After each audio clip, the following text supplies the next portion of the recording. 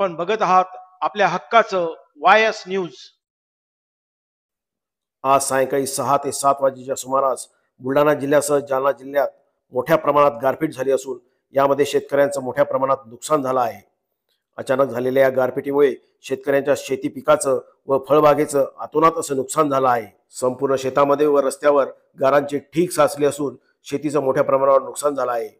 त्यामुळे कुठल्याही प्रकारच्या पंचनाम्याच्या प्रक्रियेत न पडता शासनाने एकरी 50,000 रुपयांची मदत द्यावी अशी मागणी जालना जिल्ह्यातील टेंभुर्णी येथील शेतकरी करत आहेत।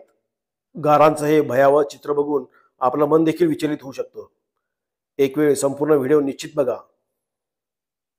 आणि स्टेटमेंट पण द्यायला लागेल। मित्रांनो, आपण जाफराबाद तालुक्यातील टेंभुर्णी या ठिकाणी आहोत। या ठिकाणी आपण बघू शकता की कशा पद्धतीनं तुम्हाला वाटेल आपण काश्मीरमध्ये आहोत किंवा परदेशामध्ये आहोत अशा पद्धतीची परिस्थिती या ठिकाणी आहे। या ज्या गारा आपण बघू शकता त्या गारांचा खत कशा पद्धतीने पडलेला आहे। माझ्या सर्व शेतकरी राजाचं कशा पद्धतीचं नुकसान या ठिकाणी झालेलं आहे हे आपण या ठिकाणी गारा कशा पद्धतीच्या गारा आहेत हे बघू शकता।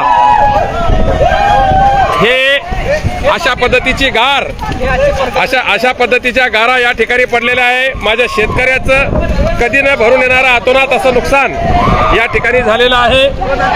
माझी शासनाला तात्काळ विनंती आहे की ताबडतोब आज रात्रीतून जाफराबाद तालुक्यामध्ये ज्या पद्धतीने गारपीट झालेली आहे, ज्या पद्धतीने अवकाळी पाऊस झालेला आहे, प्रचंड वाऱ्यासहित पीक माझ्या शेतकऱ्याचं होतं त्याचं नुकसान झालेलं आहे। ताबडतोब कुठल्याही पद्धतीचे पंचनाम्याचे आदेश न देता माझ्या शेतकऱ्यासाठी ताबडतोब आपण या ठिकाणी एकरी 50,000ची मदत घोषित करावी अशी विनंती मी आपल्याला या माध्यमातून या ठिकाणी करत आहे। आपण बघू शकता की कशा पद्धतीच्या गारा या ठिकाणी पडलेल्या आहेत। हे गारा आपण बघू शकता की कशा पद्धतीच्या आहेत। हे आम्ही टेंभुर्णीच्या देशमुख पेट्रोल पंपावर थांबलेलो आहोत। पेट्रोल पंपावरची अशी परिस्थिती असेल तर शेतातली परिस्थिती याहीपेक्षा विदारक आहे, अत्यंत विदारक परिस्थिती या ठिकाणी आहे। म्हणून मायबाप सरकारला जर पक्ष फोडाचे कामं थांबले असेल, राजकारणाचे कामं थांबले असेल तर शेतकऱ्याकडे जर लक्ष द्यायला वेळ असेल तर माझी विनंती आहे आपल्या माध्यमातून की शेतकऱ्याकडे लक्ष द्या आणि तात्काळ जाफराबाद तालुक्यामध्ये आपण मदत घोषित करा।